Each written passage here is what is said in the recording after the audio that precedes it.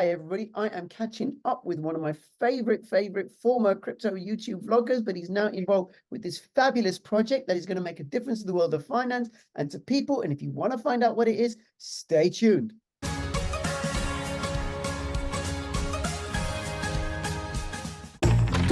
Using Wi-Fi without NordVPN could mean sharing your private stuff with more people than you think. NordVPN. Online security starts with a click.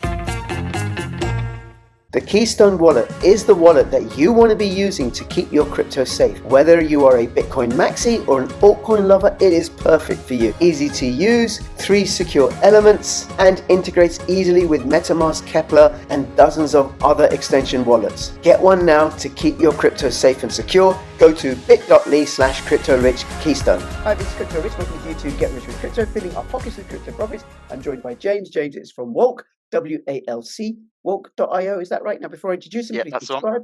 Follow me on Twitter, CryptoRichYT. Join my official Telegram announcements channel. And if you're watching this on YouTube, come and support me on cryptos. Bit.ly. I've never said this before. First time I'm doing this, James. Forgive me. Okay, bit.ly/CryptoRich3speak. Bit.ly/CryptoRich Odyssey. And not up there, but one day it might be bit.ly/CryptoRich Rumble. Support me there. Hey, James. Good to talk to you. Hey man, good intro there. I love it. Is it? I'm ever the consummate professional, you know. Mate, you just got to go for it sometimes, haven't you? You know, got to try these things. Yes. Well, it's good to have you back on. It's been a few months. Cool. Yeah, it's been a little while. Do you want to give a brief overview of what Walk is? WALC.io, and I'll have all the links in the description. Yeah. So in the boring bit of Walk is it's an accelerator, and we basically fund and help projects to get into the market. But we're quite frivolous in terms of the projects that we pick. It's not just any old project. It has to be able to fit into our ecosystem because people will adopt our token, and and then we look after them. Like our C-level team is off the charts in terms of the level in terms of people and the experience and some of the new people that we've actually brought on.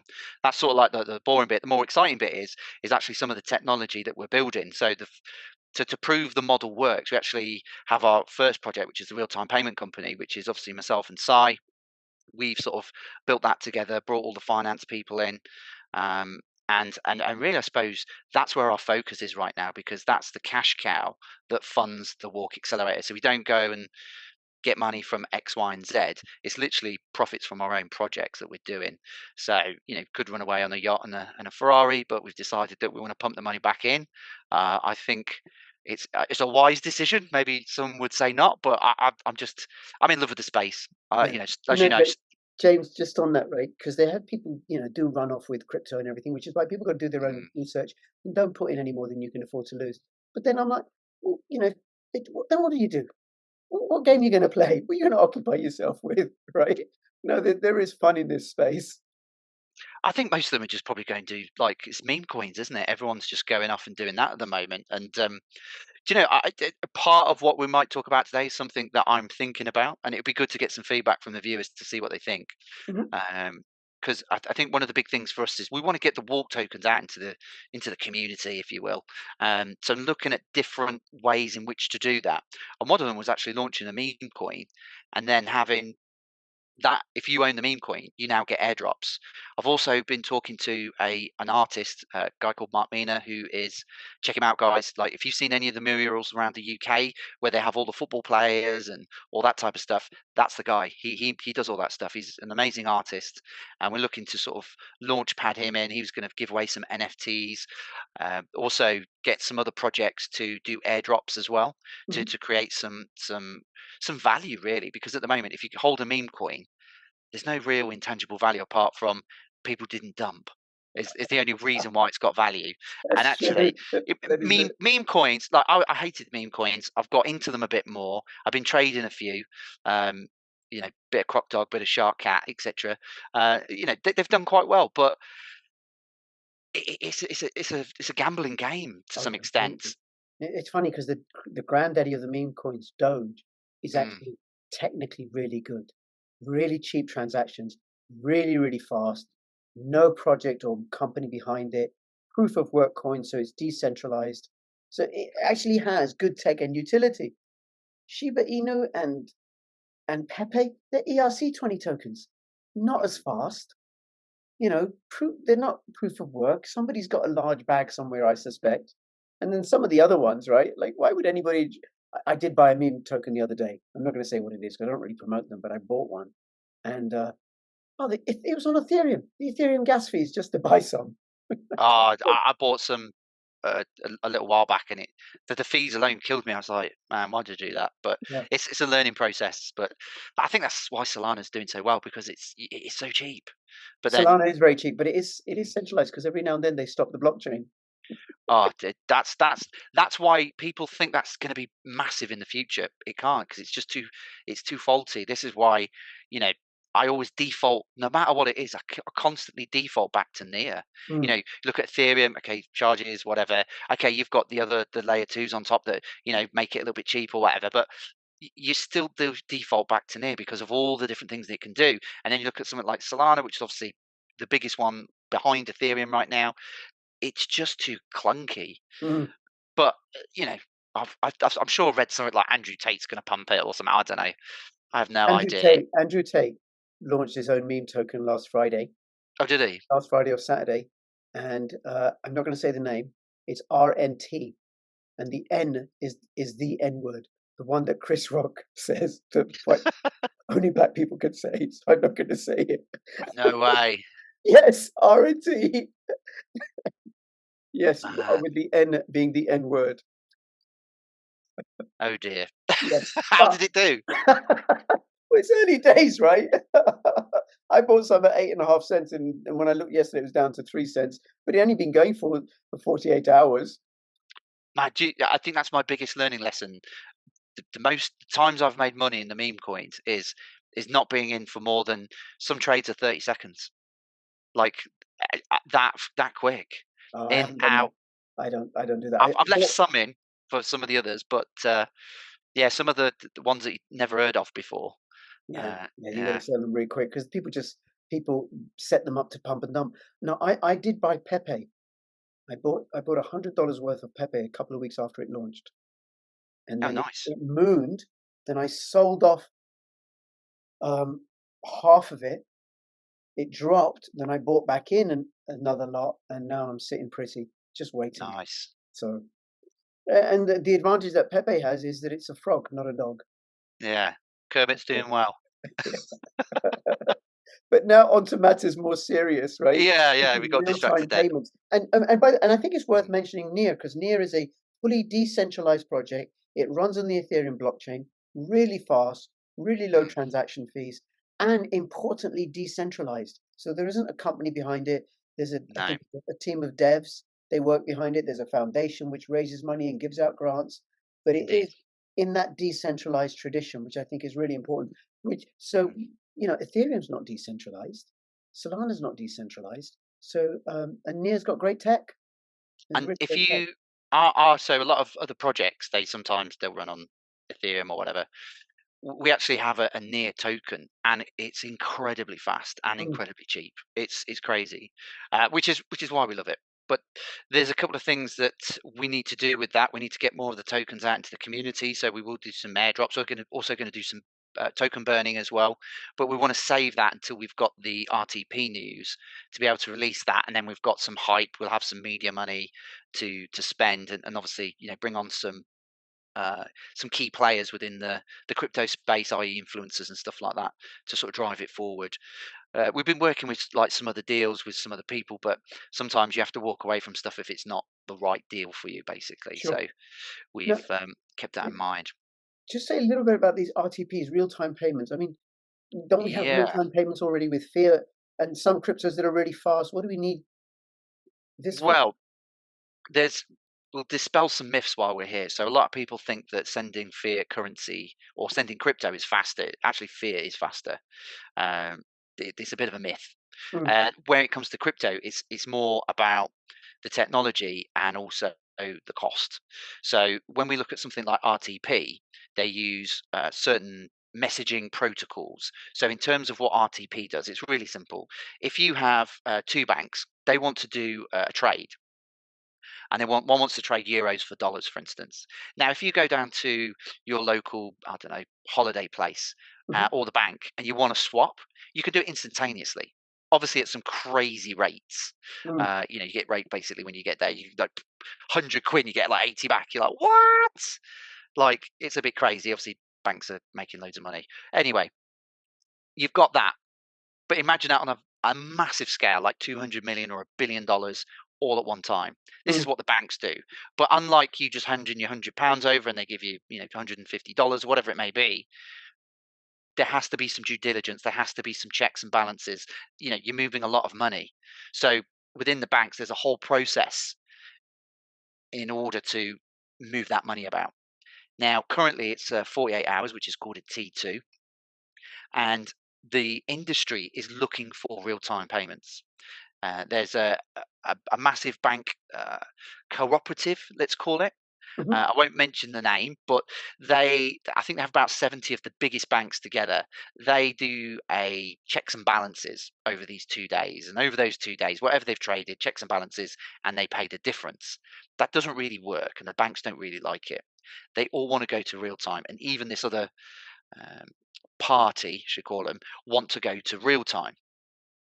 We've developed that technology using the blockchain, and all we've really done is gone in to understand what is the in that 2 days what happens, and therefore where can we make some efficiencies. And pretty much there's, like most things, pressing a button and send some money, that's the easy part. It's all the admin checks and balances that happens in between. We figured out a way that we can do it with smart contracts, and literally instantaneous, less than 60 seconds. We did a speed test Wow. and it was 2.4 seconds. A lot of the banks are implementing something called T1, which is 24 hours, but it's still not real time. And Mm. I suppose the key benefits for, why does a bank want real time? Well, there's lots of benefits. First of all, you reduce your risk. Like anything, if you're in the market for 60 seconds versus a day, obviously there's fluctuations, etc., etc. So there's risk in the market because the market could collapse at any point or whatever. So you can be in and out. You can also take advantage of the market as well. If something collapses, like the Russian ruble did, you can chomp it up real cheap because it will come back at some point, like everything does. There's also capital and collateral savings. That this is huge. So if you anybody who's got a job, we've all got KPIs: sell more, um, sign up with more customers, whatever it may be. There's always KPIs. These are KPIs for the banks, the capital and the collateral. They want as much money as possible to disperse and invest or do whatever they need to do to make more money. And then also the other really key thing is that you increase a bank's instantaneous liquidity. So you go from having X amount of liquidity, and it literally nearly hundredfolds when you go to real time. Wow. Wow. And that's really important. The liquidity is really, really important. And then I suppose it also makes the retail and the business customers, it's a whole lot happier and better for them. Because Exactly. like if I'm going to send you money to your bank account with faster payments in the UK, it takes up to 2 hours. But why should it need to do that? And then also the point you said about crypto payments not being instant. Well, they're not instant. I mean, Bitcoin can be really slow, and Ethereum can be really slow. The other one, Mm. Monero, can also be really slow as well because it's got to go through all the nodes and everything. But otherwise, we're talking, usually talking a few minutes or so or less. Some of the like Near is very fast, but then they don't have the sort of adoption that Bitcoin and Ethereum have. Not yet, anyway.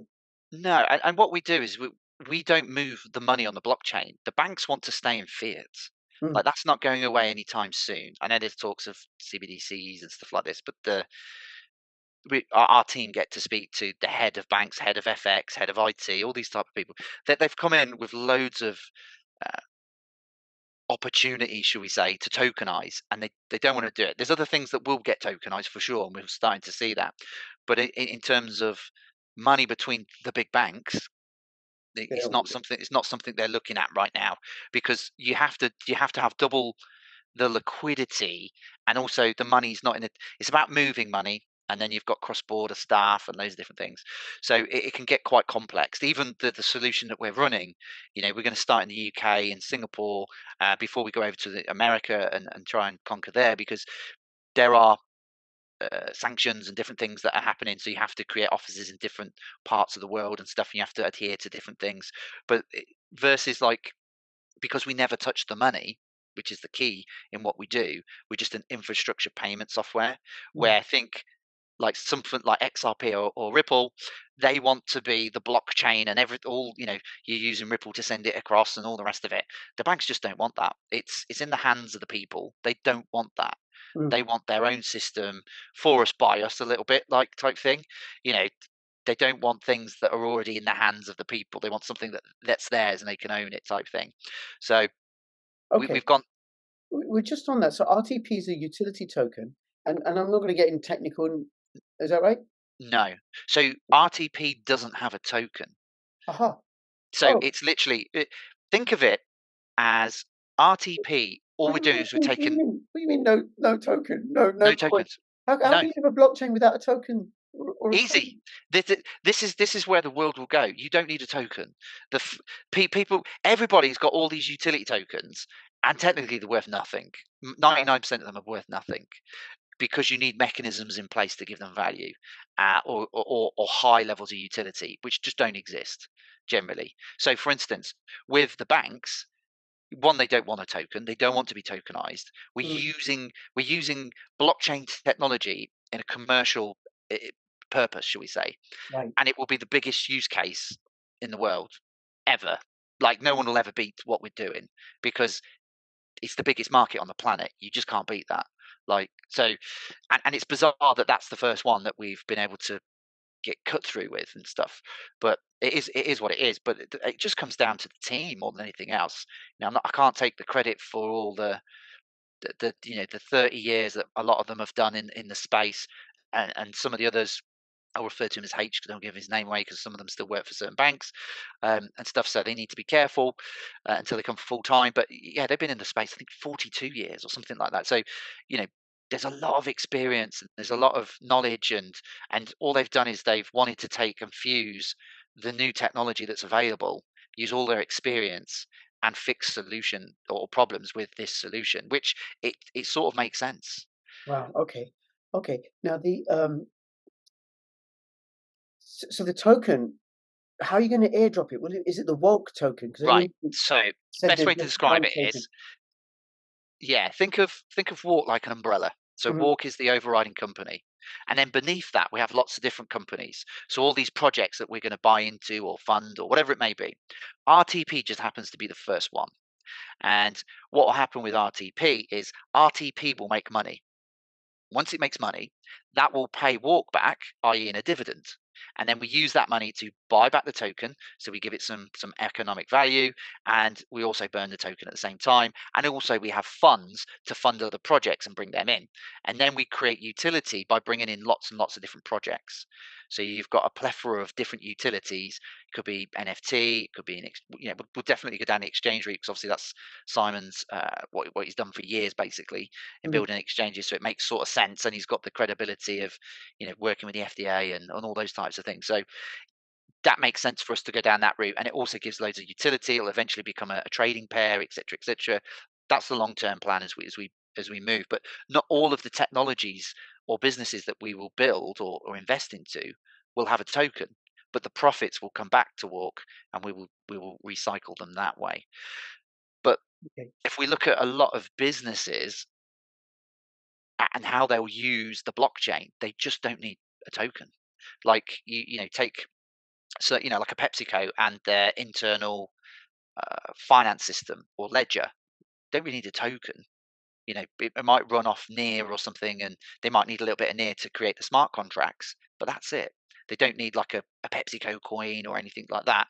um, Maybe for marketing purposes or loyalty programs, that would work.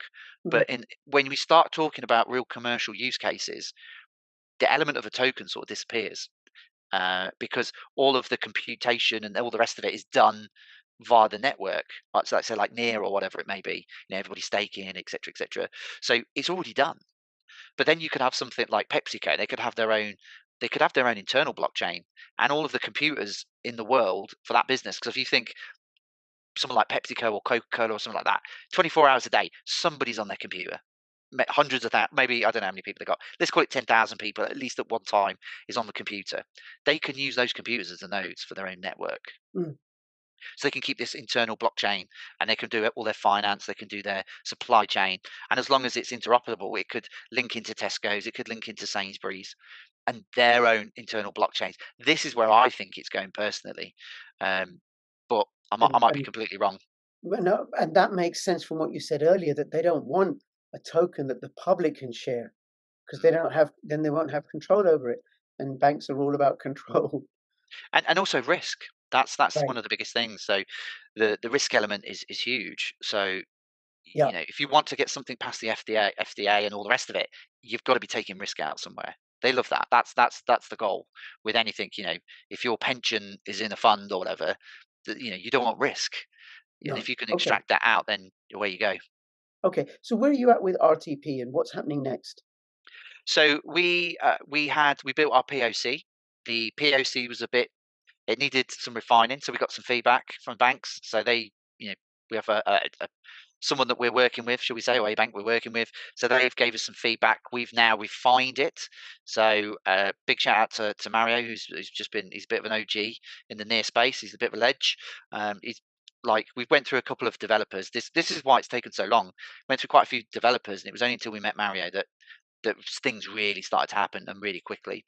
Uh, so the POC is ready to go. Mhm. We've got a new sales team pulled together. So Paul is going to be head of global sales. He is a 30-year veteran in the banking space. He was also probably the only person to sell in a crypto-related solution into the Abu Dhabi markets. Wow. So I'll give too much away, and people might be able to link things up. So I can't say too much because everyone's still slightly anonymous. So like you won't see a lot of stuff. So you are going to see a new website launch real soon, which is some good news. And we're going to release some more information about Real Time Payment Company, but we've still kept the team very undercover for now, Right. because a lot of them are still in very high positions in fintech companies and in the banking world, and we don't want to expose them in any way because Sure. obviously their positions and stuff. But no, we're literally ready to go. We're just about to do a new raise. We're working with quite a few companies to obviously help us do that. Uh, and yeah, just ready to knock on the door and go for it. We've got a bit of a key strategy, which is hit the because the beauty of our software is it doesn't matter who we sell it to. Because if we sell it to the smaller banks now have greater liquidity. They can trade quicker, they can trade faster, and take a greater share of the market. The Mm. bigger banks will go, "Why are we losing share? Oh, they're using that software. Oh, we need to get it. Job done." If we hit the small banks first, if we hit the big banks first, the small banks will absolutely take it next, because it's like anything. It's like Tesco's list of product. Everybody else wants to take it. Yeah. So either way, I mean, we've got a couple of strategies going on. Then away we go. And we've also approaching. I told you about that company that have 70 banks, and they're like a cooperative. We're looking to approach them, and they might buy us out instantaneously because Wow. they want to do real time, but they don't have real time, and we've Wow. figured it out. A lot of people are struggling. And a lot of people have said, "Well, why haven't the banks done this if it seems so good and it's so big and all the rest of it?" Well, the problem you've got is the banks can't talk to each other about this problem. So it takes a third party to intervene and come And up with a solution. yeah, and the banks don't know blockchain. No, They're not in that world. no, not at all. All they see is token, risk, Bitcoin. That's their understanding to some extent. There's a couple that are a bit more worldy about um, the space, and there's Mm. a big education piece to go on. But I think it's something that they're definitely looking at, i.e., how can they utilize the technology? It might not necessarily be that we have a digital dollar and a pound that they'll switch between each other and stuff. So there's also some technical challenges with that as well. Hence why nobody's done it so far. Um, so yeah, it's a really interesting project, and we're just literally on the fringe of knocking on the door right now. And I'd hope to say that in another 3 or 4 months that we'd be able to say we have our first signing. We might not be able to say who it is, but that's huge. Yeah. That would, I mean, I sort of said it maybe 2 years ago, and I got shot down about like we'll be bigger than XRP. But I mean, Why not? You what got to is be XRP? ambitious. You got to believe. Well, No you point got you to, haven't coming you? on saying, "Oh, listen, our project might not take off. Why don't you buy our token?" Yeah, yeah. You have to believe in what you're doing. Yeah, I mean, for us as well, we don't necessarily focusing on the token. All we're focusing on is the businesses. Right. And if we focus on the businesses and get them right and get them rocking, it will reflect in the token price, i.e., when we buy it back at, we have a price in mind right now that we want to buy it at, which is, the price now is a fraction of what we're going to buy it back at. But I don't want to say it on here. One, just in case it's lower, and two, just in case people go a bit crazy and buy too much or whatever, and it doesn't work or whatever. So, but that's our ambition, is to buy back a lot of the tokens. Hence why we're now trying to push more into the market. So we've got some to buy back, because generally a lot of them are sat with our early investors really, and they're like completely educated about it, and some of them are already in the finance space, so they're like holding for the long term really. So the token is WALC, and it's available now. If Yeah, people it's on wanna... Bitmart and Uniswap. On Uniswap, we've put it onto Arbitrum Right. because Okay. Mario said we should. But I think there's definitely there's a new platform that's going to be a near exchange, and they're just sort of sorting out some good liquidity. Once that happens, we'll go on there. So we'll be a near token on a near based exchange, really decentralized. So Right, and then people will need a little bit of near for the transaction fees, and if you're on Arbitrum, you'll need a little bit of Arbitrum, I assume, which I've exactly, never ever used. But okay, and you can do that through MetaMask, which yeah. is an Or extension just go one. to Bitmart and Go to buy it there. Bitmark. Fair enough. It's Yeah. so much easier. Fair enough. Fair enough. Okay. Is there Yeah. anything else you want to let us know, James?